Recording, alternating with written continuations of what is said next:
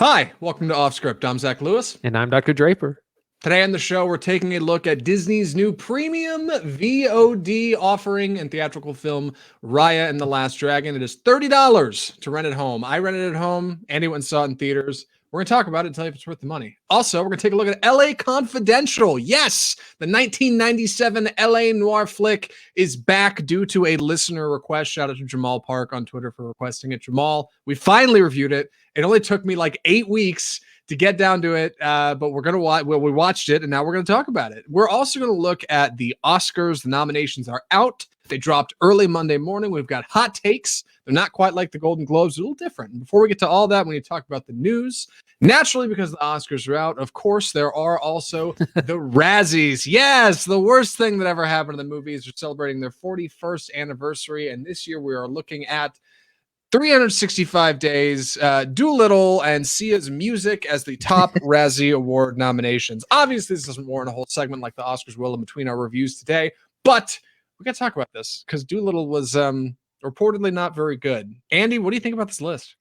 Well, a lot of these are always really funny. There's some tongue-in-cheek jokes here. As we said, we've been saying that Music is a really terrible movie, and we haven't even seen it, but just from everything we've read, it's apparently really offensive to people with autism and like very misrepresents those group of people. So that's not surprising that that's on here. Doolittle, I've heard nothing but terrible things about Robert Downey Jr.'s Welsh accent that he kind of randomly... He allegedly just randomly decided to do a Welsh accent, and he doesn't really pull it off. So it's just kind of some weird accent in the middle. And so that's one of the things on here. Another standout. One of these, they have this worst on-screen combo, which is really funny. But the one that's made me laugh was Adam Sandler and his grating simpleton voice for Hubby Halloween. Hubie Halloween. Hubie Halloween. I don't know how to say it. Yeah, there's some tremendous ones in here. Stuff at one point I might have wanted to watch. I mean, Doolittle was speculated to be like Robert Downey Jr.'s next big project, right? Like he came off Iron Man. He's not doing Sherlock Holmes anymore. Like this is going to be his next big property. And he comes swinging in with this Welsh accent that's just a total misfire. 6 nominations for Doolittle.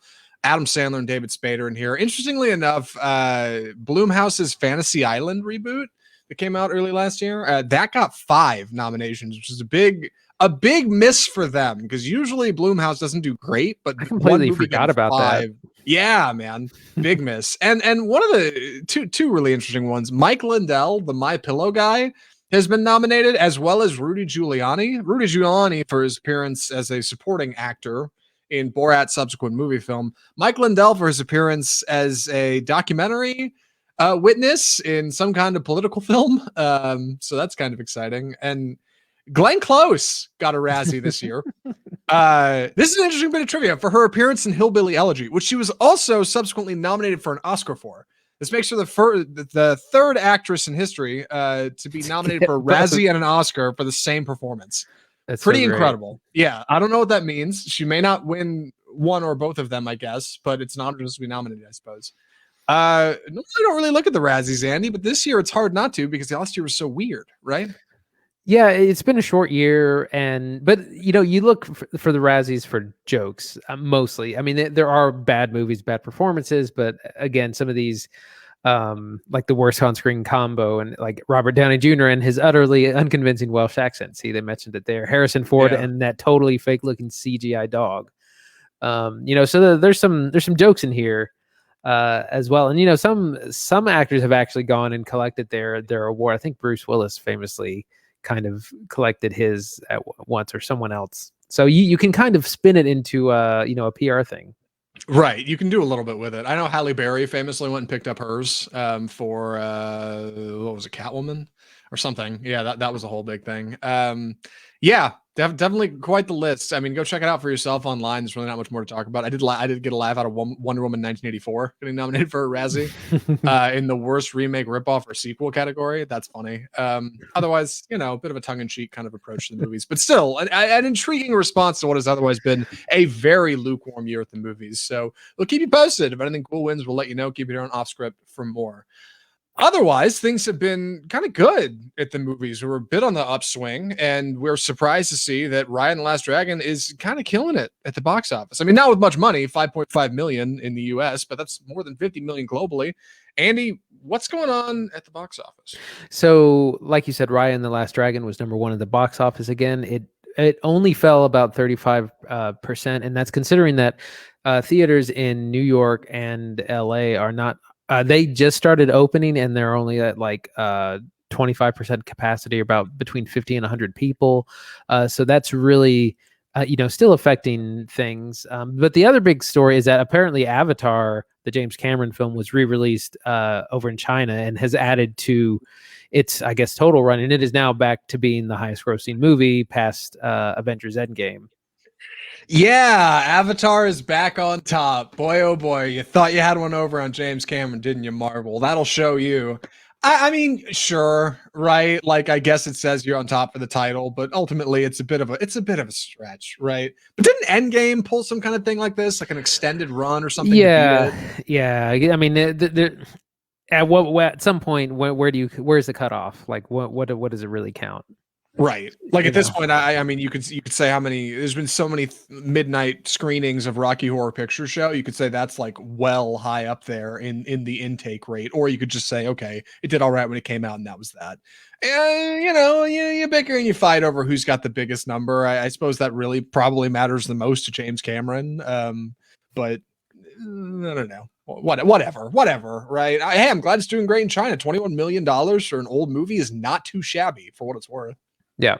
Well, and it's also worth pointing out that a lot of studios here and internationally have refused to play Raya and the Last Dragon because it's available on Disney to rent. So a lot of theaters have refused to to screen it, which would that would have helped its numbers some more as well.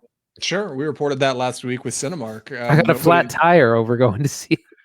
Oh God. Okay, yeah, real quick. Let's talk through the flat tire story. We need to so go ahead. So I went to see Raya and the Last Dragon on Saturday afternoon, caught a good net matinee show, and I come out and like my tire is like completely flat and on the ground, and I have to change it in like it's kind of a busy parking lot because there's like restaurants and bars around. So it's a nice part of town. You went and saw it at a nice theater. Yeah, so there's all these people walking around, and I'm like having to like do car maintenance, like you jack up the car, and like it took forever. There were people honking, like trying to get into the spot, and did somebody really honk at you?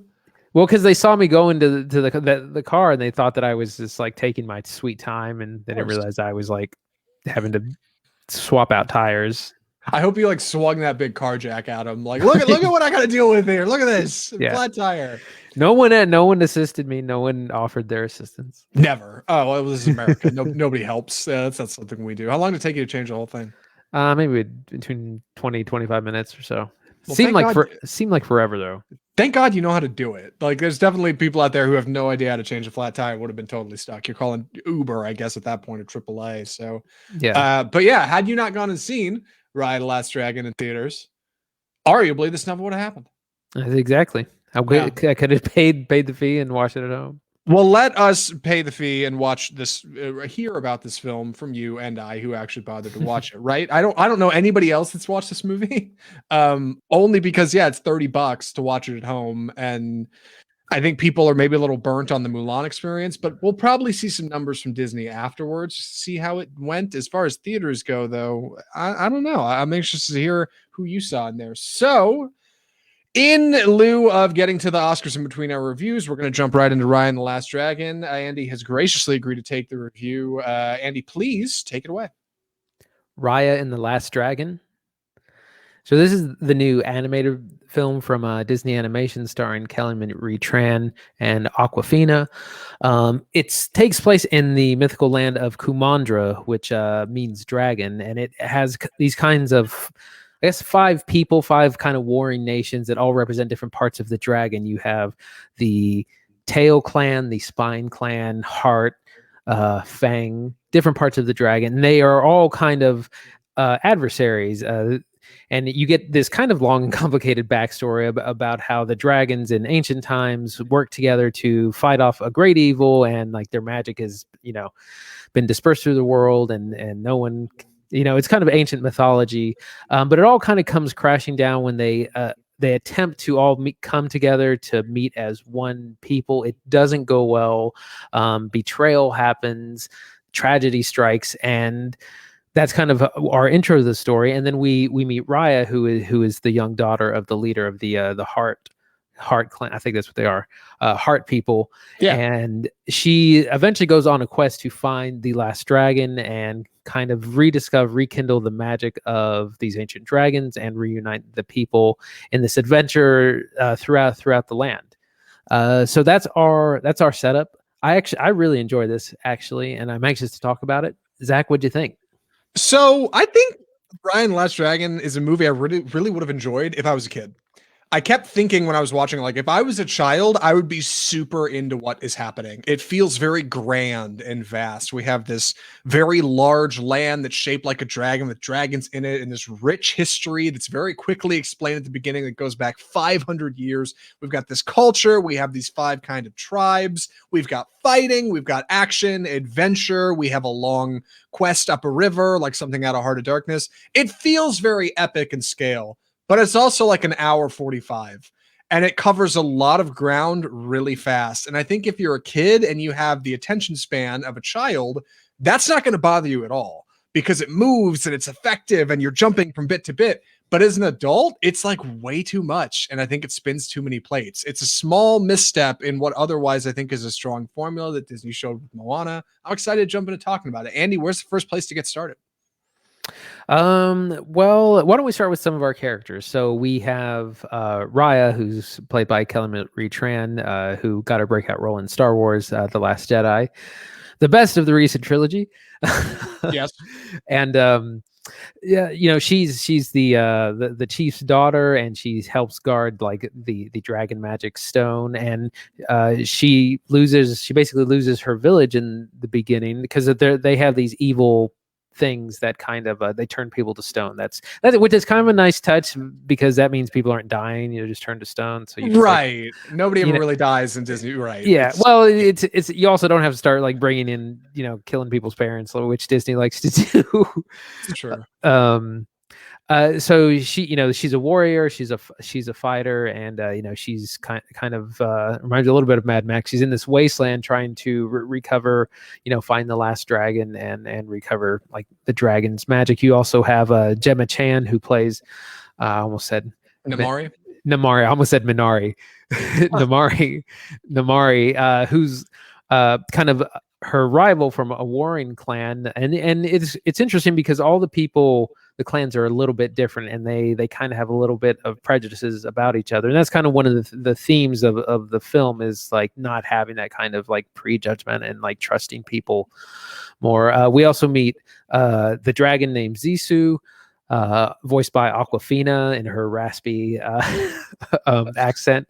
Yeah. She's a lot of fun. There's a lot of good jokes in there, and it reminds me a little bit of Indiana Jones because they got to kind of go on these adventures to get the Armaments. A lot of fetch quests, and they meet a lot of people along the way. And like she starts by herself, and she eventually kind of puts together this band of people. But there's a lot of famous voice actors or actors and voice actors here. Like we said, we have Kelly Marie Tran and Aquafina, as well as Gemma Chan, Daniel Day Kim from Lost, Benedict Wong, and Sandra Oh are some of the standouts. Yeah, so a strong cast. I really enjoy the voice acting in this. It's something that was a real miss in the last children's animated film we watched, Earwig and the Witch. Like, I think it's noticeable, maybe just to us because we watch a lot of movies on this show, but I think it's noticeable when like the voice acting just isn't quite up to snuff, and that's not a problem here. Disney swings for the fences and they hit it, right? Kelly Marie Tran is great as Raya, this strong, independent warrior who's out doing her own thing and is just trying to set right this world that she's kind of been born into. Aquafina plays Sisu, who is just like wonderfully charming, very wacky sidekick. That's perfect for a Disney flick, right? Like she kind of comes along on this adventure and helps them out. I definitely thought she was going to be more of like a mystical being that we meet at the end. And like, no, she's introduced like at the beginning of the second act. Pretty quickly she shows up and we're on our way. You get a lot of really good voices here, and people of color who are represented in this film properly, I think, and I think that's probably for the best. This land that we inhabit, Kumandra is what it's called, I believe. It's split into these 5 kind of regions or tribes, right? And a lot of our cast is split into different regions, and they kind of have to come together to overcome the adversity that has split them into these different tribes some 500 years ago. Seems like a good place to jump into the plot. Right. So there is a lot going on. So there's kind of an intro at the beginning of the land, the people, like what happened. There were all these dragons. They united together to fight off the evil force, the Droon, I believe they're called. It's a little bit of an environmental message as well in the film. There's a lot going on in the intro, and I honestly had a little bit of a hard time following because it's like, yeah, it's a lot and it's kind of complicated. And it does make more sense the longer you go, because the plot is Raya is searching for the last dragon to kind of reunite like these stones that will hopefully bring the dragon magic back, and all these people that have been turned to stone will then be live again. So it's that kind of mystical quest, adventures along the way, and our characters face challenges and overcome things and change those kinds of very kind of stereotypical plot points, but they're done really well. So if I had to compare Raya to any recent Disney film, I'd probably compare it most closely to Moana. Yep. Because it is very much a similar format and structure. We have our character starting at the beginning of the movie. She's a young girl. Something happens. She has to travel a very long distance through, not, pardon the pun, uncharted waters, even though she is traveling on water in this film, up a river. It's not the ocean like Moana.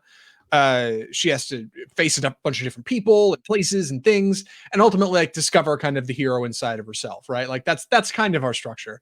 But the thing Moana did really well, arguably poorly, Moana had like 2 main characters. You have Moana, and you've got whatever his other character's name I is. know the Rock's character, Maui. Maui, yes.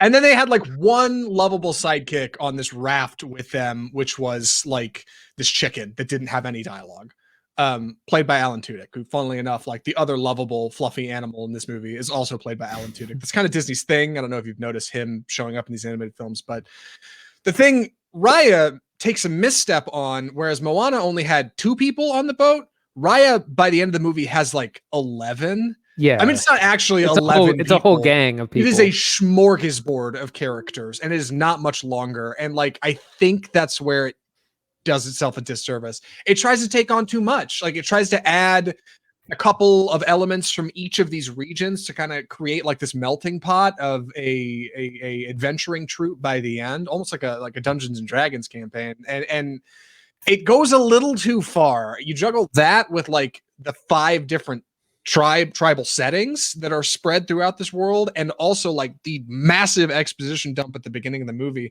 to hit you with the 500-year history and also the dragons. It's just a lot, but I did think it felt very grand, right? Did you get that at all, Andy? Yeah, it's definitely is large in scope. This is encompassing their entire land, and yet we do get to meet all 5 tribes. When we had an adventure in one area of the world, I was like, we're gonna get to see everyone. We're gonna visit the 5 different peoples, and kind of pick up. It reminds me a little bit of like an RPG where you start by yourself and you pick up party members along the way. Right. Work together to overcome. It's definitely taking on a lot. Yeah, and I think that is a good, to me at least, maybe an indicator of like Disney's production behind these things. Reportedly, Frozen 2 had like a ton of problems when they were putting that movie together, because they couldn't decide on a central direction. There were too many talking heads, too many cooks in the kitchen who were saying, hey, it should be this way, or no, this should be the conflict of the film, and maybe our character should do this.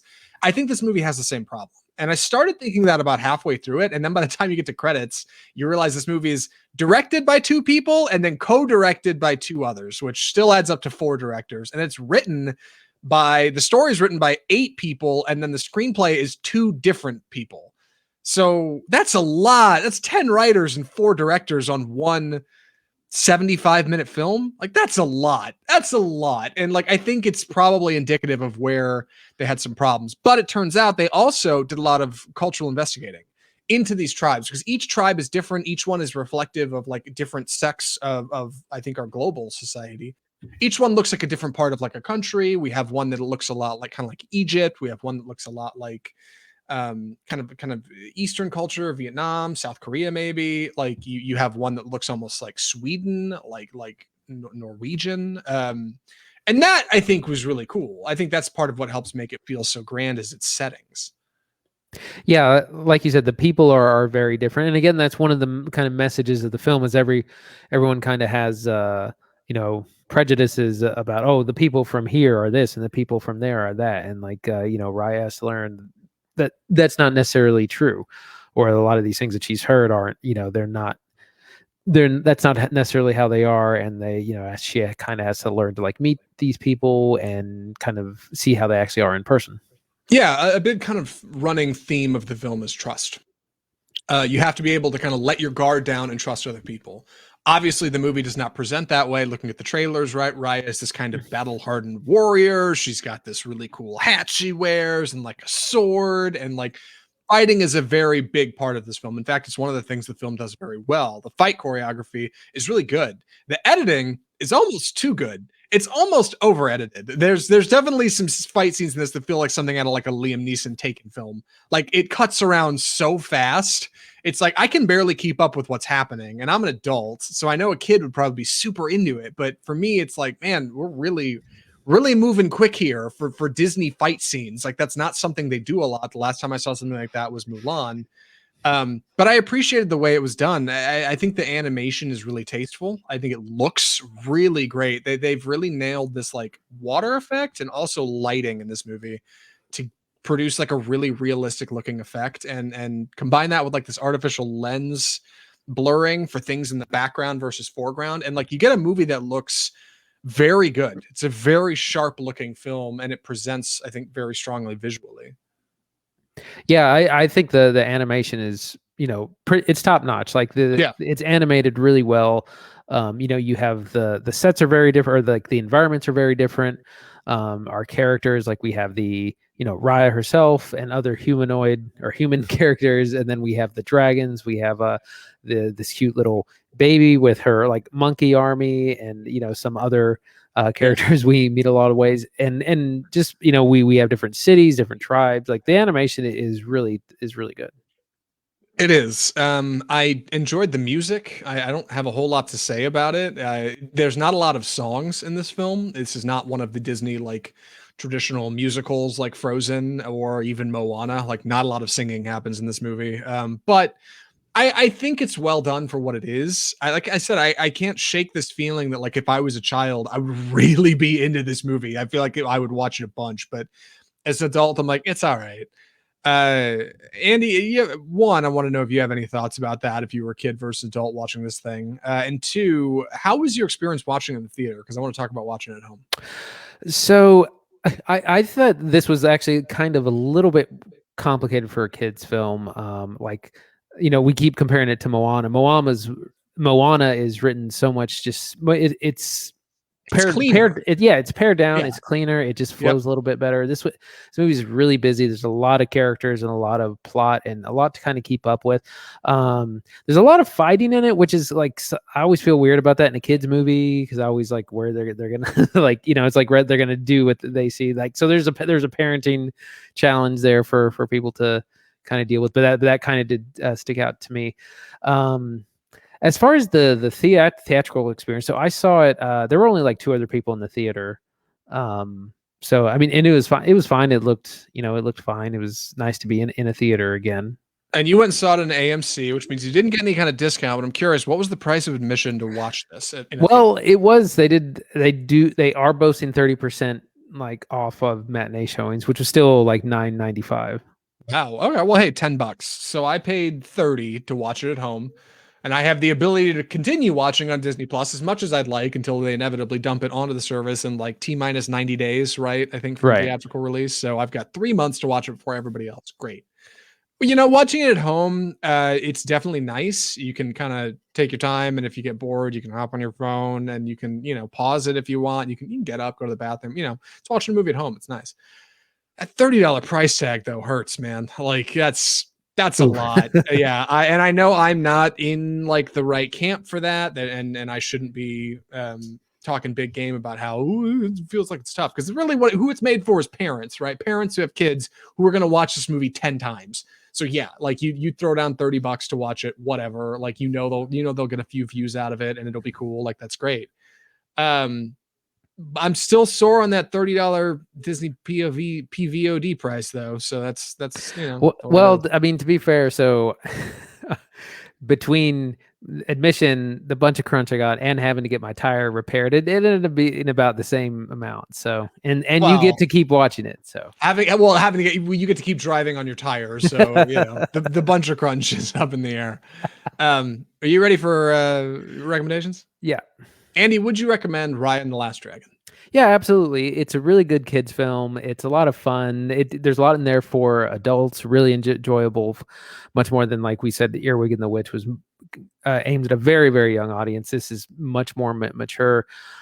Great voice acting, great animation, good score. It's fun. It's probably going to be, I imagine this is probably going to get nominated for like an animated feature next year for an Oscar. I'm sure it'll be on that list. Yeah, I think it will likely make that as well. I'd recommend it too. It's not as good as Moana, I don't think. I'm not even sure if I like it more than Frozen 2, but it's a fine entry into what Disney's doing. I think there's some innovation in the animation. I love the cast. I love that they're kind of embracing diversity for this picture. I don't think there's anything wrong with that, especially when it comes to animated films. There's no better place to start breaking that ground. Strong performances all around. Like I said, a little rough to enjoy as an adult. I think it's not quite as thoughtful as I've come to kind of know Disney's more recent offerings, especially looking at something like Soul. But for what it's worth, I think your kids will like it. I think you'll probably enjoy it. I wouldn't say spend $30 on it if you have the means. Go see it in theaters, or just wait 30 days, 90 days, and it'll come out. Like, or borrow somebody's Disney Plus, log in and do it that way. But otherwise, yeah, I'd recommend Raya and the Last Dragon. Solid picture from a solid studio. And with that, we need to jump into our next section. I don't have any kind of cool graphic for this, so for those of you watching on Facebook Live, sorry, but I'm excited to talk about it anyway. Andy, you want to introduce this here? It's time for the 2021, or no, they're the 2020 Oscar nominations. My banner definitely says 2021. I hate the way they number. Oh Oscars, yeah, it's confusing. The awards are in 2021, but they're for the previous year, which is 2020. Stupid. There it is. 2020. Got it right. All right. So let's jump into this. Just like our Grammy noms and previous Oscar nominations before this, we don't really have a whole lot of structure here. We're just going to kind of alternate categories and go down. We're not going to do all of them because that would take forever, but we're going to give ample time. These are the Oscars after all. Before we jump into it, Andy, I'm curious, reflecting on 2020, my God, how do you put together an award show? I mean, the field is much smaller, and as we said, the window was extended into February, so 2 months added to that. So enough films came out, but there's a lot of big films absolutely absent from this list. It kind of feels like the Oscars of old when they would nominate a bunch of indies no one had seen or heard. So it kind of feels like that. Of course, this show, it has we are caught up, and then one of my elitist things that I love to do is see how many films I have seen that are nominated when they come out before being told that they've hit the list. So yeah, what is this? I think 7 of 8. I've seen 7 of 8. We have seen 7 of 8. I've never hit the ringer. I've never gotten all of them. I'm mad we missed The Father, but maybe we can catch it before the Oscars actually happen. You want to jump in with Best Picture? I got it on screen. Yep. So we have The Father, Judas and the Black Messiah, Mank, Minari, Nomadland. It's a good thing we reviewed those just last week. Promising Young Woman, Sound of Metal, and Trial of the Chicago 7. I think that this is a great list and really indicative of some of the best films that we did see this year. I've been going on about Sound of Metal since we saw it. Yeah, and it was notoriously absent from the Golden Globes, which are trash awards anyways. So this is a good list. It's surprising that Tenet is not here, and Christopher Nolan, I feel, has been snubbed because even though like Tenet isn't a perfect movie and it's got a lot of issues, it was the only big release all year. Yes. They were warned that was the only film that went on out on a limb to try and be released. And they kind of took a financial hit for doing that, and it's been completely ignored by these awards. Yeah, I 100% think Tenet got snubbed. I'm shocked it's not on this Best Picture list. Like, even if it wasn't going to win, I think it deserves a nom. I mean, you can go up to 10 slots on the Best Picture thing. Like, they intentionally decided to leave it out. Somebody somewhere was like, no, we're not putting stupid Tenet on here. And that's a bummer because even though I had some problems with my experience of Tenet, overall it was positive, and I would encourage other people to go see it. So I'm surprised it's not featured here. Yeah. Any hot picks on what do you think, Andy? What's going to take it? I really don't know because it all depends on the mood, and that's one thing I wanted to remind all our listeners that is that the Oscars are incredibly political. Like these studios campaign for different films, which means they're throwing lots of money at it. There's money to be made, and there's a lot of business behind it. So it's not the end all be all truth of what is or isn't actually the best films of the year. There's a lot that goes into the decision making. A lot of times, most of the Academy members don't even watch all the films half the time. So that's where famous people or famous names will get more recognition just because. But from this list, we've seen everything except The Father. That's a really tough list. It's a good list for what it's worth. Of these, my favorite would be Sound of Metal, Minari, and probably Mank and Judas and the Black Messiah. So Sound of Metal is going to be at the top of my list. I think that's really sticking out to me. But who knows what the Academy will go? What do you think? I'm so pleased Sound of Metal got nominated because I really did fly under everybody's radar, and like it's so cool to see it in the top contender for the year. Like I think that's a really deserving spot. I'm not sure it's going to get it though, and so for my picks, I'd say probably Judas and the Black Messiah. Mank, I guess. I don't think it's really going to get it either. And then I'm going to swing wide and say Nomadland. I think Minari probably could, but I've got this crazy theory that since Parasite won last year and they caught a ton of heat, they're going to get too scared and they're not going to actually go for it, even though it is a quality film that is totally deserving to be on this list with everything else. It is political. I hate to say it. It is. And also, before we wrap this whole thing up, I do want to take a moment to talk about some interesting diverse trivia that's going on this year. There's some really interesting nominations that we're going to talk about after we're done here. So we'll keep moving through them, but we'll come back to that. Just keep an eye on that. For our next category, actor and a supporting role. I guess actress. I'm looking at a different list than you, aren't I? Is this the same one? Best picture, best director. Well, there we go. You're going on the variety list. I'm on CNN. Okay, let's go with variety. So best director. Right. Yes. Go ahead. Sorry. Yeah. Okay. Yeah. The nominees are the directors for, and I'll just name the films: Another Round, Mank, Minari, Nomadland, and Promising Young Woman. A smaller category for sure. We see a lot of the hits from our Best Picture list, save for Another Round, which is a Polish film starring Mads Mikkelsen that I've really wanted to watch. That just like The Father, we haven't had the opportunity yet, but hopefully we'll get to it before the Oscars come around. My favorite pick for this is probably David Fincher. I mean, he's my favorite director. I feel obligated to say he's probably going to take it. Andy, what are you thinking? Yeah, usually I have to like the movie, and of these, I would actually I think David Fincher kind of does it for me. I do really like Minari. I think that of this list, I think that's really the best. Chloe Zhao's been getting a lot of attention, and this is the first time we're going to talk about this more later. Chloe Zhao and Emerald Fennell, the first time two women have been nominated for Best Director. Huge, yeah. And I hate to say this, but they're both young, and that's part of what makes me think they may not take it this year. I feel like people voting would look at their names and go, "Well, they've got long careers ahead of them. They're both great films. I mean, obviously they're here. Like, give them a year. I'm sit on it, but we'll see. I mean, who knows?" So. Best actor, Andy. Oh God, your man's in here. Yeah, Riz Ahmed for Sound of Metal. Yay! Chadwick Boseman for Ma Rainey's Black Bottom. Anthony Hopkins for The Father. Gary Oldman for Mank. Stephen Yeun for Minari. So my pick for this, of course, is going to be Riz Ahmed for Sound of Metal. It's probably going to go to Chadwick Boseman because he passed away this last year, and a little bit more saccharine, and also his performance is completely deserving. He gives an amazing performance in Ma Rainey's Black Bottom. Also, a historic time. Stephen Yeun, first time an Asian actor has been nominated for Best Actor. Zach, what do you think? Tremendous list. I was going to say the other piece of trivia from this, Riz Ahmed is the first time a Muslim actor has been nominated for Best Actor, and Anthony Hopkins is the oldest actor ever to be nominated for this category at 83 years old. Huge list. I mean, these five are contenders in every way. I really like Stephen Yeun and Minari. I know he doesn't even have that many speaking lines, but like he just falls into that role so good. You know that hat he wears in that movie? I found out his mom gave that to him when he was 17.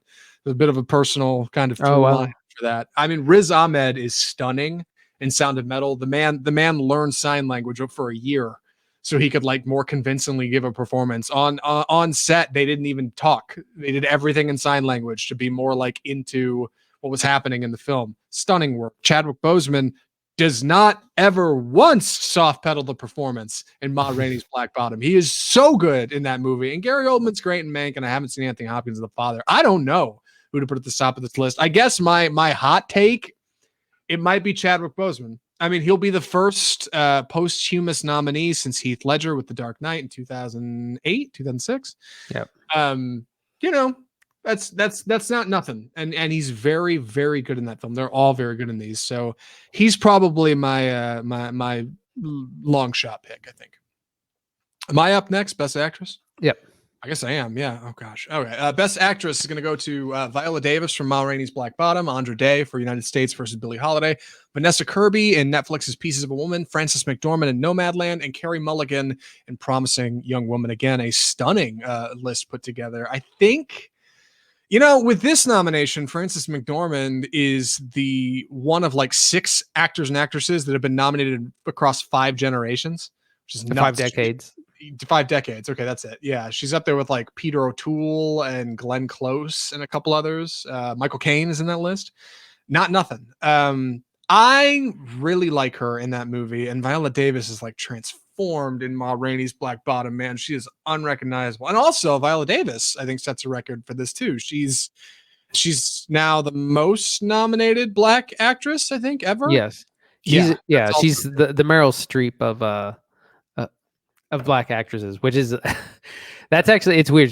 That's both a compliment and insult to her, because she was, everyone calls her the Black Meryl Streep, but she's like, but I don't get Meryl Streep money. So, well, that's very true. I'm gonna throw it at Viola Davis.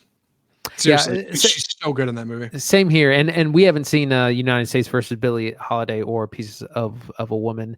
Vanessa Kirby has done actually a lot of action films. She was in Mission Impossible 6, 7, and also in the Fast and the Furious spinoff, Hobbs and Shaw. So that's mostly what she's been known for, but she did take on this dramatic role. I feel like Frances McDormand just kind of does a lot of staring in Nomadland. She stares off into the landscape. But she's so good at the staring. That's the thing. Again, like, you know, not everything has to be like, you can't handle the truth, but like, again, I can't think of anything memorable. And we talked before, Carey Mulligan is fine in Promising Young Woman, but I also didn't think it was like a standout performance.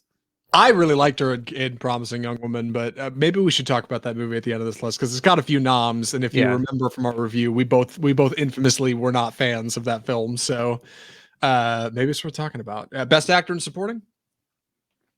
Oh, so this is Sacha Baron Cohen for The Trial of the Chicago 7. I thought that was going to be for Borat. Yeah. Daniel Kaluuya for Judas and the Black Messiah, Leslie Odom Jr. for One Night in Miami, Paul Raci for Sound of Metal, Lakeith Stanfield also for Judas and the Black Messiah. So this is really strange that both Lakeith Stanfield and Daniel Kaluuya were both nominated for the same category for the same movie, because Lakeith Stanfield is definitely the main actor. So I'm not sure why they went that direction. Maybe they just didn't, they couldn't decide who to put in which, and just wanted to give them both. So that the downside of that is that kind of will split votes, or possibly split votes. I didn't think Sacha Baron Cohen was really that standout in Trial of the Chicago 7. Paul Raci is amazing in Sound of Metal. I feel like he's not well known enough, so I don't see him getting winning just because of recognition.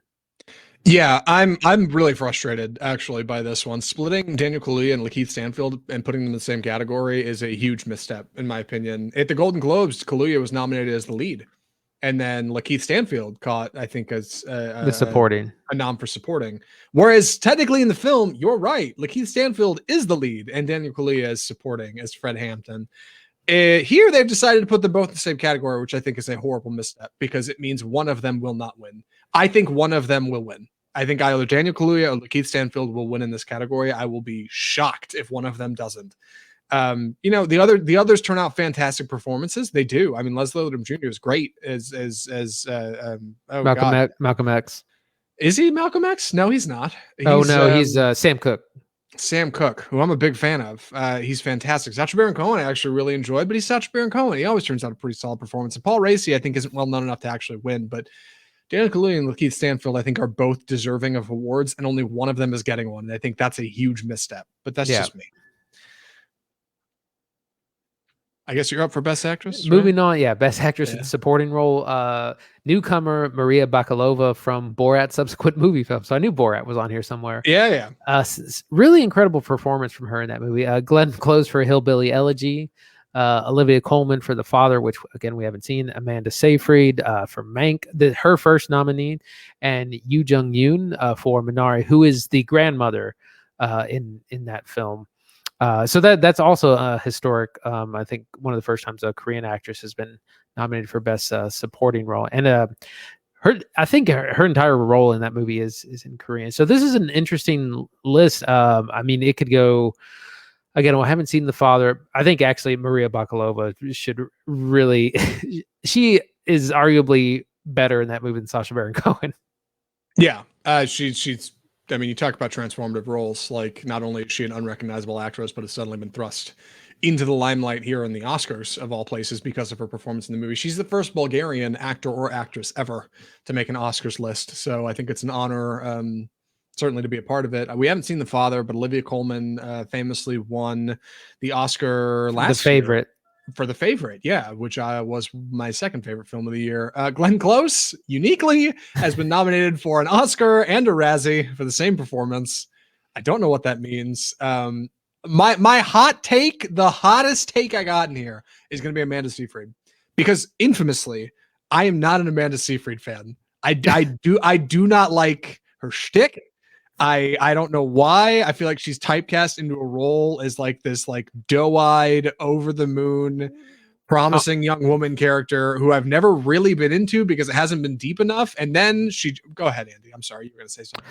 Yeah, well, a lot of it depends on which way the Academy goes. If they decide to like that they are really into Mank, then everything Mank will win. That kind of thing. So a lot of the attitudes go to that. But yeah, I think it is a very close category. For me, like I would love to see Borat with the Borat film win an Oscar. That'd be hilarious. Yeah, Amanda Seyfried. I'm not done. Amanda Seyfried. She got. This is Amanda Seyfried hate channel. She never came. It's right. She never came back from Mamma Mia, but she did Mank. She's got interviews where she says Fincher had her doing over 100 takes in some scenes to get her character of Marion Crane perfectly right, and she hits it so good. This is the first Amanda Seyfried movie I've seen where I went, "Oh my god, she's amazing in this film." So she's my hot pick. She's my long shot. We'll see what happens. She probably won't end up taking it, but here's hoping. Best animated feature is going to go to one of these 5 films: Onward, Over the Moon, a Shaun the Sheep movie, Farmageddon, Soul, and Wolfwalkers on Apple TV Plus. This is almost the exact same list the Golden Globes had, right? Yeah. Go ahead. It's probably going to go to a Pixar film. I would have to say Soul. I did see it's something about like said the Academy hates anime because there are a number of anime films, like A Silent Voice and some other things that played here, but nowhere on the list. Funny story. Yeah, Soul is probably my pick as well. 2 things while I'm thinking about them. One, anime is totally snubbed at the movies. I didn't think about that until I think I saw the same video you saw. Shout out to TikTok for having Yeah, the hottest important. memes millennials can watch during quarantine. It's true. Some of the best anime films I've seen in my life have come out in the last 2 years. Not a single one has gotten any kind of nomination, which is insanity. So that's already stunning. But secondly, Wolfwalkers is going to be getting a theatrical release. It's going to be coming out in New York this week, this Friday, actually the 19th, and then it's going to start coming out in North America through mostly Angelica theaters. If you have one near you, that's where I think it's going to be getting independent releases. So if I can catch it in Dallas, I'll try to go see it because I'd like to see it. And I think whoever owns Wolfwalker is starting to realize, oh, our movie's on Apple TV Plus and nobody's watching it. So maybe we'll get a chance to check out Wolfwalkers, but Saul's my hot take. Best adapted screenplay. Andy, you want to take this one, or should we just start skipping around? What do you think? Because those are. I mean, most of the films that we've already started getting into some weird ones. Well, and also it's just the films that we've already talked about. I did want to mention best original song. The song from the Eurovision Song Contest, the Story of Fire Saga, the Will Ferrell movie. One of the songs from that has been nominated, which I think is pretty funny. From the town of Husavik. Yeah, that was definitely an odd one. I wanted to take a I was going to say I was disappointed that Tenet was not nominated for Best Original Score. And the 5 nominees for that were Da 5 Bloods, Mank, Minari, News of the World, and Soul. None of these movies I think had, well, aside from Soul had a really excellent soundtrack, but the rest of them were not really did not stand out to me. Especially News of the World. Like I don't even know what was going on in that. But I really felt that Tenet should have been on there. Yeah, I'm surprised Tenet didn't appear in film editing. Really surprised Tenet didn't appear in film editing because there's a lot of scenes in Tenet where I can't tell if they intentionally shot it in camera a certain way or if they reversed it. There's some really stunning film editing and I mean Tenet is just not, I mean, is it here for anything? Did it get any noms? I wonder if production design, okay, that's not bad.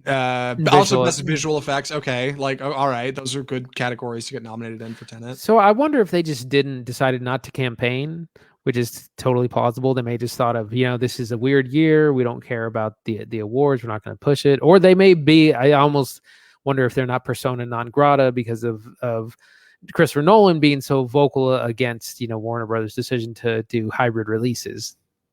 God, I so hope Nolan goes to another studio like Sony and they're like, yeah, we'll give you a third of the budget you were getting at Warner Brothers. Good luck. I genuinely think it'd be good for him. I really do. Yeah. I think that would help him in his career. But otherwise, a pretty good list. Yeah, costume design, makeup. There's some good categories in there. I'm hoping Emma picks up a couple because I think that movie was grossly understated. Mank obviously is in those categories as well. Otherwise, not so bad for for turning out an award show following 2020. I'm surprised at what's come out of it. I guess I'm not surprised to see that we've seen so many of these films, but I'm surprised things went so well. So yeah, that's my hot take. Yeah, and so the awards are actually next month at I believe the end of April. I don't know the exact date. So we got about a month to speculate and see what they're going to do. They're going to be doing a very small show with just only presenters and potential award recipients. It's not going to be a big, huge theater filled thing like they normally do. So we'll see where that goes. Yeah.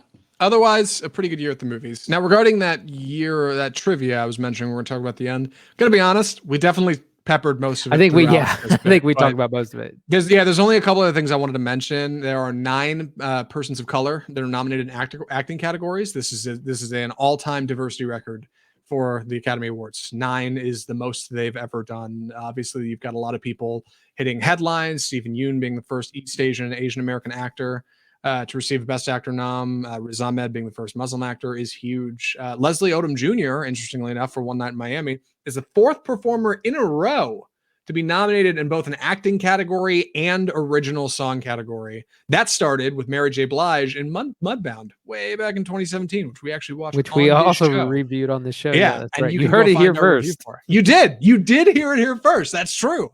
So Not a bad year for the Oscars. I'll be surprised if they catch a lot of heat for diversity. Because I mean, the Golden Globes obviously caught it from Minari, putting them in the foreign language section and not technically foreign film. I don't see that happening here. I think they've got a pretty bulletproof list. What do you think? Yeah, it's a great list, and it's one of those things that like all these awards are completely deserved. There's no kind of like affirmative action or something which people will probably accuse them of. But all these performances are incredible. All these actors are top notch, and it's great to see them finally kind of getting recognition. Yeah. With that, we should jump into our last review. We, of course, will be reviewing the Oscars in full when they happen on this show. So if you want to know what's going on and you want more hot takes from us, keep it here on Offscript for more. Follow us on Facebook to catch our live streams and, subscribe or whatever. I'll do the plugs at the end. For now, we got to get to the goods. A while back, like 8 months ago, so it was really like 6 weeks ago, somebody on Twitter hit me up and they said, hey, can you review LA Confidential? If you haven't, any thoughts? What do you think? I had never seen this film. Jamal Park recommended this for me at Mapstone Park on Twitter. Go follow him. Tell him we sent you. I had never seen it. Andy had a long time ago, right, Andy? Yeah, long time. I couldn't remember half of what happened. Perfect. So I'm in the right frame of mind, and so I wanted to do our due diligence and get to it. But the problem was we're right in the middle of movie season. All the awards are coming up, so we wanted to take some time, make sure we had time to see it. I think we finally got it. We've watched LA Confidential. We're excited to review it. So I'll be taking the summary on this. Please excuse my clumsy delivery. The movie is LA Confidential. So it's 1950s Los Angeles. 3 policemen are hard on the job. One straight-laced, one brutal, and one sleazy. And they're all out to investigate a series of murders with their own brand of justice. LA Confidential came out in 1997, starring Kevin Spacey, Guy Pearce, Russell Crowe, and Kim Basinger, alongside Danny DeVito in an additional kind of role. And it definitely swept the stage. Kim Basinger won an Academy Award for this role, which surprised me after watching the film. There was some. I think this movie was well received when it came out, I guess is what I'm saying. I don't remember it because I was a lot younger back then and I'd never seen it. But watching it now is definitely an experience. It is a $4 rental on any VOD service, as far as I can tell, because whoever owns the rights to streaming for LA Confidential has decided they're not going to sell. You got to rent it to watch it. Otherwise, that's the movie. Andy, what did you think of LA Confidential? So again, it's a who's who mystery noir, very much in the style of things like Chinatown or well, it came out before Mulholland Drive, but it's that LA mystery kind of movie. It also reminded me a little bit of Under the Silver Lake. That this genre of mysteries in LA it's a whole thing. We have this mystery of there's a power vacuum by gangster Mickey Cohen being taken. He's been sent to prison and now everyone's kind of trying to eat up territory or take over, whatever business. And we don't really know who's to blame. And in the meantime, our characters are, we have Guy Pearce as the young and up and coming and, strong moral compass greenhorn who's going to do things by the book.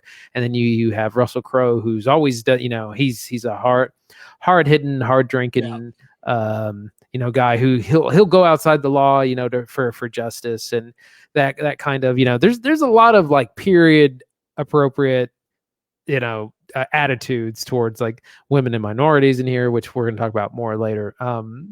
But you have these strong personalities. Guy Pearce is trying to do things right, but he's also he's politically minded. He wants to move up in the force. You have, like I said, Russell Crowe's kind of the muscle who's got this code about he's got a thing for against beating up women, and then Kevin Spacey is he's a TV or he's a consultant for a TV show or a TV cop, and he. That's a big part of what he does. And he also works with Danny DeVito to kind of set up stings for his paper. And so there's a lot going on here. In the meantime, they're trying to solve this mystery of this gruesome murders of that happened in this little diner. Yeah. So LA Confidential is Based on a book by James Elroy called L.A. Confidential, same name. It's directed by a man named Curtis Hanson, who, other than 8 Mile, Yeah, that's what I know him best for. yeah, other than 8 Mile, the Eminem feature, he has done like nothing particularly outstanding. I did a little research into it because I want to know where this movie came from, because it's long. This is a long picture and it feels very grand. We have three protagonists, all cut from very different cloth, two of which are Australian, who present as American in this film, which was a big surprise for Russell Crowe and Guy Pearce to land these roles. They did not think they were going to get them, and were surprised when they had them. But LA Confidential feels very large. It feels very sweeping, and it feels like it covers this like broad swath of Los Angeles. It talks about the city of angels, and it's called LA Confidential because it's loosely based on this kind of gossip tabloid in the universe of the film called Hush Hush, which Danny DeVito is the kind of head writer for. That's the idea, that we're getting the inside scoop on like what's really going on with the movie stars, right? Of the city of angels, Los Angeles. And our three protagonists are, like Andy said, very different, very hard boiled. One of them is very straight laced and wants to move up. The other one is Guy Pearce's character. Russell Crowe is just kind of a drunk ass. That's just kind of his.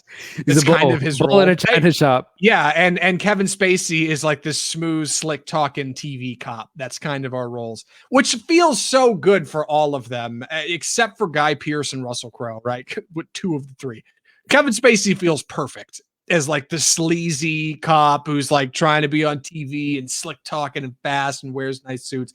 Totally makes sense. Checks the box. Guy Pearce is like this gonna do good, always looking to do the right thing no matter what cop, is pretty good, but Guy Pearce traditionally plays a villain. And in a weird way, for the first 2/3 of this movie, he kind of feels like a bad guy, which I don't get because he's the only decent cop on the force. Everybody else is horribly crooked and drunk at work and awful and typically beats women and people of color. And Russell Crowe is supposed to be cast as like this monstrous dude. Russell Crowe, according to the book, I looked this up. Russell Crowe is supposed to be built like Dave Bautista. He is supposed to be huge and lurking and just a monster. People are supposed to be afraid of this dude.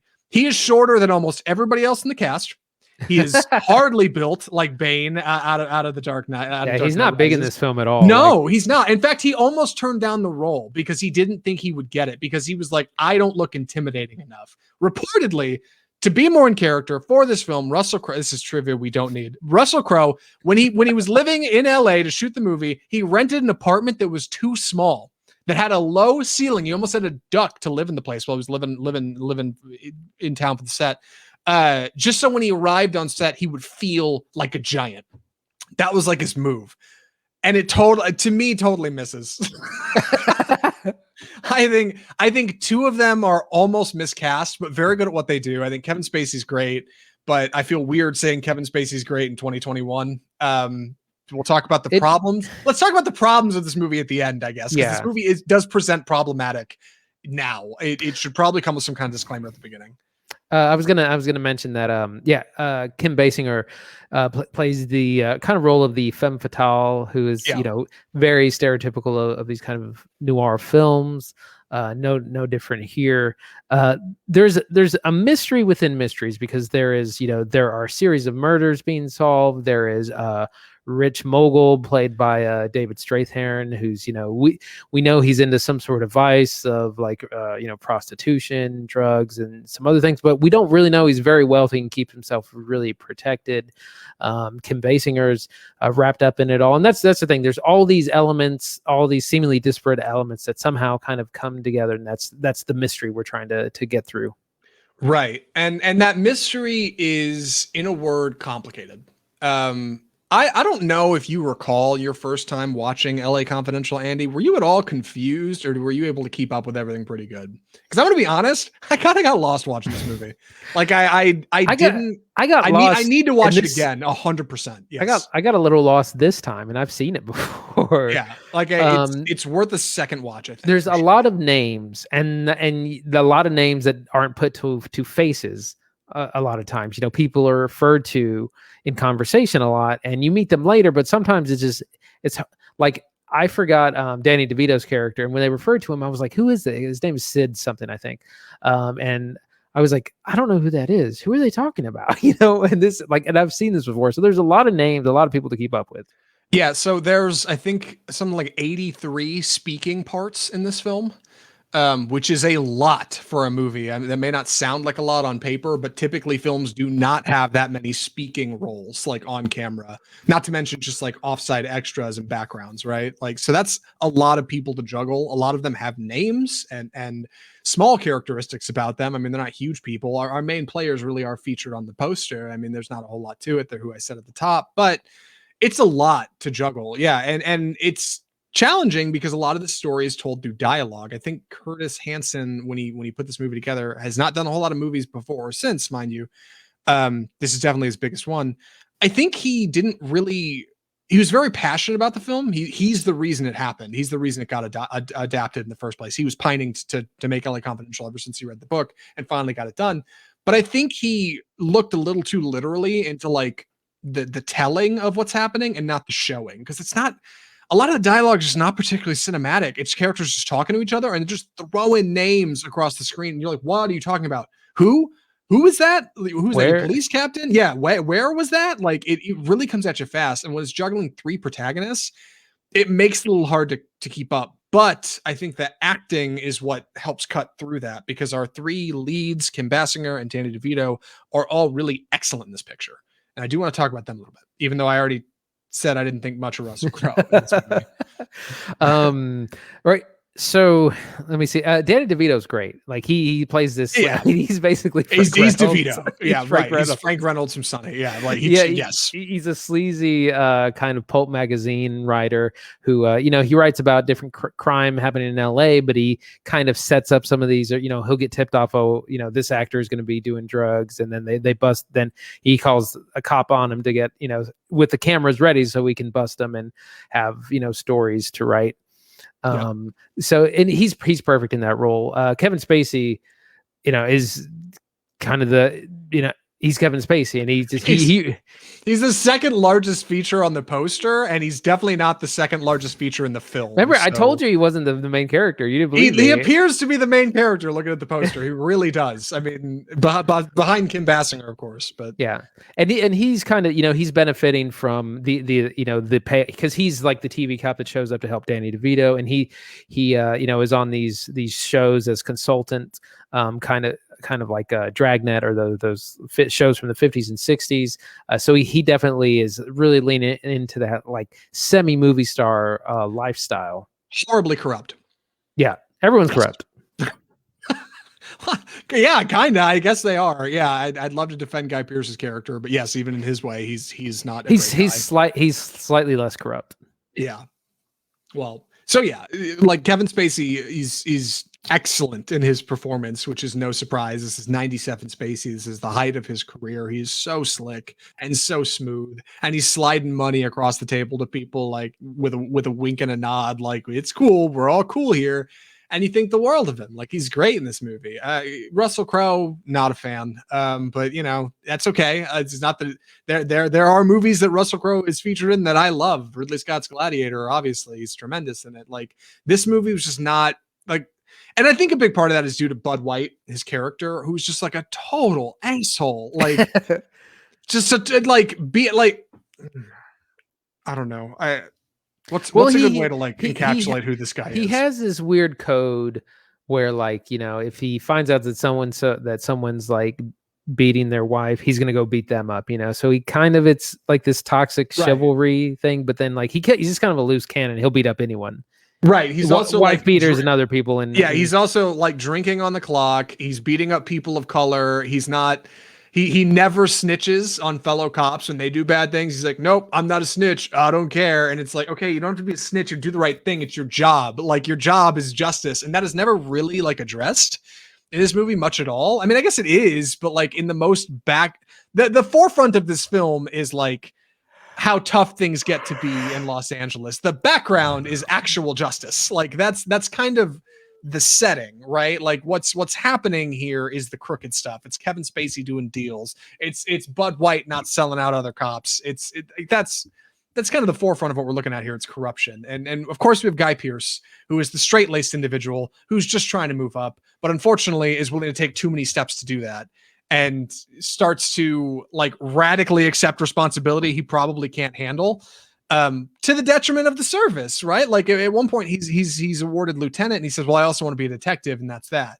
And it's like, okay, hold on. Taking a lieutenant is a huge leap for a sergeant. You're getting a ton of new responsibilities. And also, now you want to be a detective too? And the cops just give it to him. Like, that's okay. It's like, well, hold on. Like, there's a structure and an order to these things. You have to learn and grow one opportunity at a time, Guy Pearce. But that does not happen for his character. He wants to do the right thing so quickly, he oversteps, I think. And that's kind of where he ends up corrupt. So none of them are particularly good individuals, right?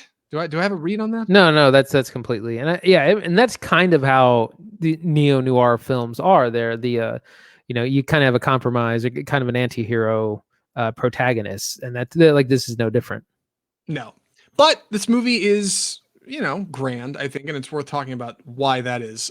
First, the runtime. It's a little over 2 hours, I think 2 hours 19 or something. Yeah. Which feels large, especially for a movie that came out in 97. There weren't a whole lot of movies that were coming out that were like pushing 2.5 hours. So that's pretty big. You've got a killer cast, right? And that feels huge. It's called LA Confidential, right? It's about Los Angeles, movie stars and bright lights. Part of the whole theme of the central conflict in the film is a prostitution ring of movie star lookalikes, which Kim Basinger obviously is featured in. So it feels very large, but something the movie didn't do very well, I think, is address location. There's not a lot of exterior shots in this film. Most of the first act and a big chunk of the second act is all interiors. They're inside the police station. They're inside a hospital. They're inside an apartment complex. And you're never like outside. And I thought when I was watching this movie of movies like La La Land, where like so much of that movie takes place outside in the hills of Los Angeles, or like Once Upon a Time in Hollywood, where you've got like these great big sweeping sunsets over the Hollywood Boulevard sign, like stuff like that. And this movie like doesn't really get into that until the second half of the film, when they start driving around to cases and like, going to investigate things. Then you'll get old cars because this is the 50s. Then you'll get kind of out exterior landscapes. But for the most part, like you don't get a lot of actual setting of Los Angeles. And it's weird because that's supposed to be such a central part of the film. Yeah, you don't. Nothing really looks like LA. You don't get a lot of landmarks like you were saying. Yeah, kind of. I mean, maybe the weather, maybe some of the. I've got two reasons why that is. I did. You got some trivia for you. Okay. All right. First, go on. First off, in the 1950s in Los Angeles, no building was allowed to be taller than City Hall.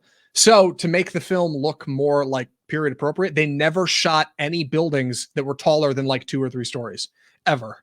Like, right. And if they did, they had to like trick it, or they had to like tilt the camera a certain way to kind of cheat it so it didn't look bigger. And that, I think, extremely limits their ability to get exterior shots. Secondly, Curtis Hanson, being an early director and maybe didn't have the best direction here, instructed his cinematographer to shoot the film like a 90s film. He said, I don't want it to look nostalgic. I don't want to use golden lights, and I don't want it to look like this kind of sunset movie. I don't want it to look like we're trying to capture nostalgia. I want it to look like a movie that's shot in the 90s. I want it to look like a movie that's made today, even though it looks like the 50s. And that's part of the reason why I feel like a lot of our actors almost look out of costume in places. I'm like, that doesn't look like that doesn't look like a suit you would wear in the 50s. It looks like a costume for a suit you'd wear in the 50s. Like it all looks a little fake. It all looks a little phony, but maybe that's part of the point. Yeah, I was going to say, I felt like Russell Crowe kind of looks sickly. He looks super pale the entire time.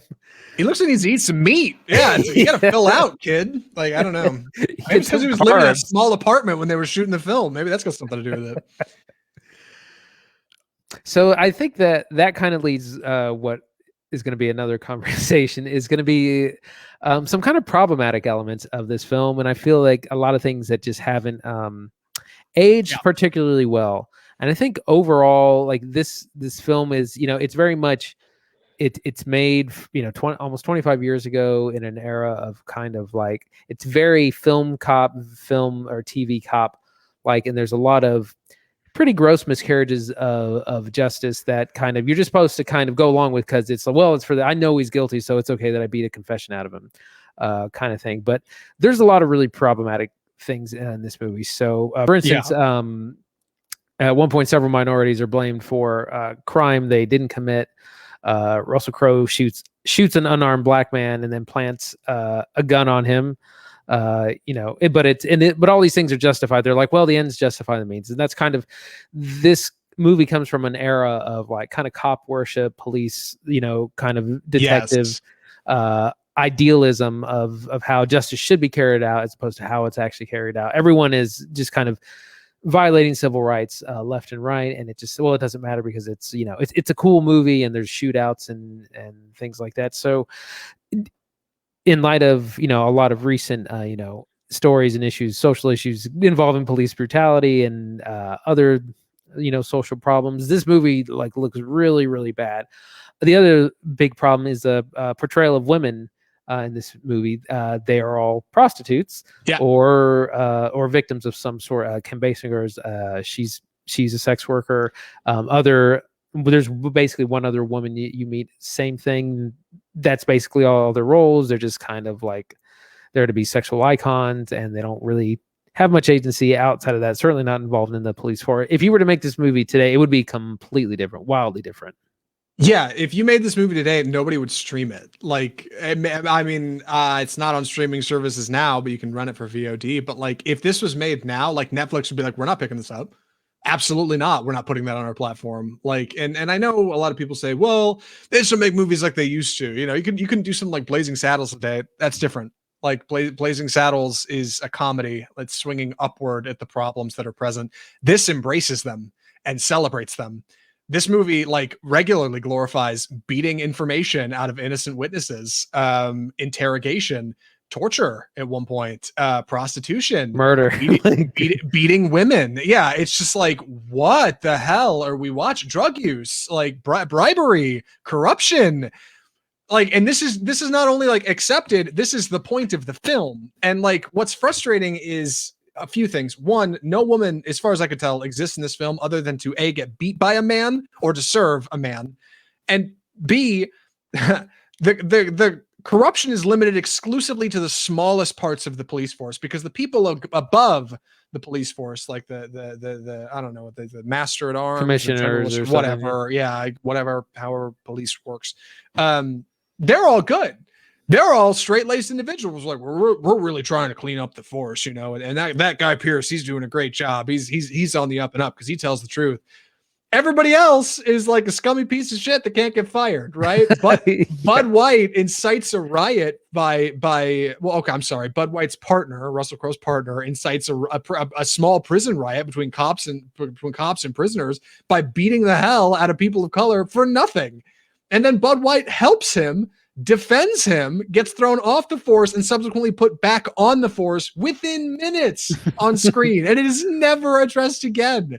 Like, I think I feel weird saying this because I feel like I know people who like this film. I genuinely felt unpleasant sitting in my chair watching this movie. I was like, I find it hard to believe that this is not only acceptable, but glorified. And for the people who out there who would say, well, it's a movie, right? It's fantasy. Dude, I don't think that's what this was supposed to be. Like, I don't think when this came out in 97, this was supposed to be a gag. And the reason I say that is because Kim Basinger won a freaking Oscar for it. Like, they loved this movie in 97. They ate this up. They were all about it. And we're not that far from that now. And it's very different. It's very different.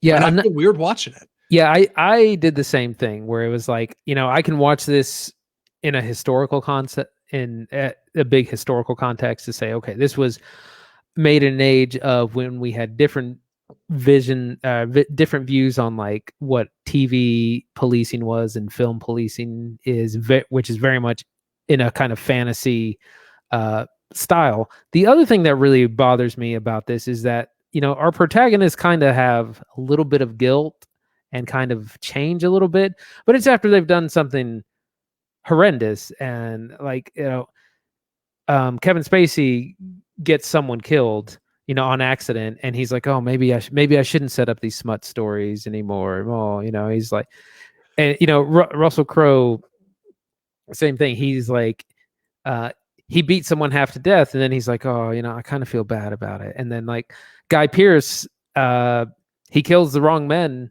for a crime they didn't commit, and he's like, "Oh man, oh Horribly kills them. yeah." Yes. He's like, "Oh man, yeah, I guess that's not the way." Whoops. So Yeah. it's like you have these white male protagonists who are Oh, feeling a little bit guilty over like crimes against humanity, yeah. and they're Like like, "Oh, I gotta be better. I just right. killed 3 men." And the film makes no attempt to slow down. Like whereas just microcosms of these incidents would make for an entire film now, right? Like just one of these things could make for a whole movie. Russell Crowe beating up one guy could make for an entire film now. Instead, this movie like just brushes by it like it's nothing. It's nuts to me. And this is just the way the film's presented. It's unique in that way. And I think I see why people liked it. I think I see why, because I think in 97 people didn't think this stuff was like particularly They didn't correlate real. It was yeah, real, fantasy. Yeah, yeah. right. Oh, it's this 1950s Hollywood land. Like that's not real. And now it's like, no, that stuff happens like a lot. and back then we were glorifying it with movies like this. And maybe I'm wrong. Like, and that's the Yeah. thing. Yeah, it'd be Go one ahead. thing if you were making like, a film that was like, this is how things were used to be. They were wrong. We've changed. We've come a long way. But it's like we said, no, it's glorifying all these things. Like Russell Yes. Crowe is glorified for beating everyone up. Guy Pearce's character is glorified for getting confessions from people who didn't commit a crime. It's celebrated. It's not ironic. It's not trying to No. show, well, this is historical. It's just it's just a kind of a grotesque fantasy. Yeah, but Russell Crowe's character is thrown out of the force and then subsequently invited back on. He is rewarded for what he's done. Guy Pearce's character, Ed Exley, is promoted regularly throughout the film. Kevin Spacey's character runs into some trouble, but that's only because he gets double crossed by worse cops. Like it's not like justice is ever served here. Like it doesn't ever get better. It just gets worse. And then the movie kind of just ends. And like I need to watch it again. And what I need to do is I need a really strong defense of this movie to help me shift my thinking, because like upon initial watch, like it's not strong. I mean the film is strong, but the subject matter within is Well, horribly problematic. it's almost like a small corruptions are okay because we defeated the big corruption, which was we got to the big bad and undid his operation. So everything all the wrongs we did along the way. It's cool that I murdered 3 dudes for no reason with a shotgun. Like because we eventually kind of got to the bottom of it. Yeah. no, it's not cool. Like it's horribly wrong and arguably like worse than the problem you were trying to solve. Yeah, and what makes it worse is that it's all that's in the movie that's happening to all minority characters. Yes, women and people of color are all treated poorly in this movie. Like it's really something else. And I'm glad we watched it, because it's been a while since I watched a movie for the show and kind of turned it over like this in my head. Because I know people that have liked this film and encouraged me to watch it in the past. Check out LA Confidential. It's really cool. I think it does a lot of cool things, but like, man, it has aged so poorly. And I have a hard time seeing the forest for the trees when it comes to that stuff. And I wish I didn't, but I don't know. I got a conscience, I guess. Time for recommendation. Yeah, time for recommendations. Andy, would you recommend LA Confidential? This is a weird one. Oh, I'm gonna say a strong no outside of historical context. Like, I would not watch this for entertainment or show it to anyone or say that's my favorite movie. It is. It was a big film of the late 90s. It does have good performances. It's a throwback to noir films of the 40s, the LA Mystery. There are good things about it, but the problems it have are so glaring and so they reflect problems that still exist. I mean, that's about the 50s. We're here in 2021 still dealing with a lot of these kinds of police corruption issues. So I can't really ignore that in good faith. So I would watch it like I would watch Birth of a Nation, in a historical context only. So other than that, I would not recommend. Yeah, I think I'd pass on it too. I'll tell you and there's a couple reasons why. One, I would not encourage you to pay to watch this film. If you have it on DVD, if you see it on Netflix one day, I guess go for it. But I would bet if this movie shows up on Netflix, if this ever makes it onto a regular streaming platform, I'll bet we get some kind of article from BuzzFeed or Vanity Fair going over exactly what we're talking about here. Like this movie is horribly problematic, and I don't think it was then. But it is now, and like it needs some kind of Disney disclaimer on the front of it that just says, "Hey, we know this is a problem, and it wasn't okay then, and it's not okay now, but we're presenting it in its original format. This is the film." I think in that way, it might be worth looking at. I think it's certainly something worth studying, and I appreciate that it was recommended to us for that reason. Jamal, thanks. Like this was a solid recommendation, man. I appreciate it. It's been a while since I got to turn over a movie like this on the show. And that's LA Confidential. Yeah, it's I really wanted to like interesting. it. I wanted to feel so grand and like this noir thing, and it was, but it embraces all the worst parts of noir, like to make this thing that's like this weird amalgamation of like visual delight and moral apathy. And like that's LA Confidential. So a strange film. I'm glad I watched it. Go follow at Mapstone Park on Twitter. Andy, what are we watching next week? We are only watching one thing next week, and that is, of course, Zack Snyder's Justice League, Blah, blah. I don't have any music, which but comes like, out man. on Thursday on HBO Max, the 18th. In its glorious 4 hours, there's been some reviews trickling out. I've been trying to avoid them as best I can, but that will be out because it's so long. That's the only movie we're going to do and talk about next week. Yeah, I'm excited to watch it. I'm not excited about the 4 hour cut. There we go. I got it bigger. I'm not excited about the 4 hour cut. I mean, hey, you're gonna watch it in parts, right? Like watch two and I mean, then I'm take a break. gonna have to probably watch at least Yeah, in, I can't. I can't 2 kill. hours. Yeah, I can't kill a half a day on one movie. Like I gotta split that up somehow. So I mean, I had to do that with the Whedon cut or whatever they're calling that. you rewatched Justice League not that long ago, right? Yes, yeah, last week actually, yeah, to get ready for it.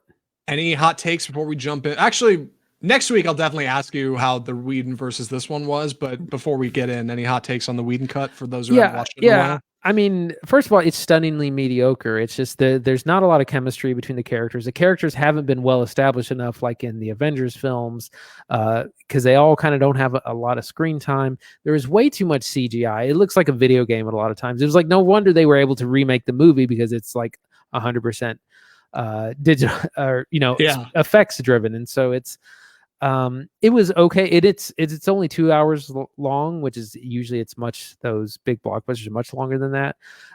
It just wasn't bad, but it also just wasn't good, wasn't memorable, and it feels like two different films. It feels like half the film is Return of Superman, and then the other half is the whatever coming Steppenwolf apocalypse is. So there's it's okay. Yeah. I'm really interested to see how this one comes out. I watched the Joss Whedon one probably somewhere like 4 to 6 months ago. I watched it again one night. I was up and I was bored and I was like, I'll throw it on. And like, it was so thunderingly average for a movie that's advertised to be so grand in scale. Like it's so dull. So we'll see. That was the first movie we did on the show, by the way. Justice League? Yep. Oh my God. I guess you're right. Oh God! So go back and listen to. I'm gonna go back and listen to our review. Episode 1. Oh, dude, I don't know if I can. That's more cringe than the Joss Whedon cut. Maybe. All right. Well, then episode 1 of Off Script, you can go back and check out. Oh God. Oh, good luck. If you enjoyed the show today, if you liked what we were doing here, if you want to watch the episodes live with us on Facebook every Tuesday, you can follow us on Facebook to see what we're doing over there and get a notification when we go live. You can check us out on Instagram or on Twitter. Our live streams are uploaded to YouTube, and of course, our podcast episodes are uploaded in audio to iTunes and Spotify and Google Play and iHeartMedia and all the usual places your podcast goes. If you want to support the show, you can follow us on Facebook or any of those services. You can also subscribe to the show to get new episodes every single week delivered straight to you with movie news and movie reviews and our smiling faces and robust personalities. You can leave us a rating and review. Tell us what you thought of the show. And of course, you can hit us on Twitter or any of these services to maybe recommend something we should watch, like Jamal with LA Confidential. You can check out our website, offscriptfilmreview.com, and you can email us at mail@offscriptfilmreview.com. We will read correspondence live on the air when we have it. So hit us up. Let us know. Thanks for listening. And I guess that's my whole spiel. From all of us at Off Script, the home of Bold Cinema, I'm Zach Lewis. And I'm Dr. Draper. Thanks for watching.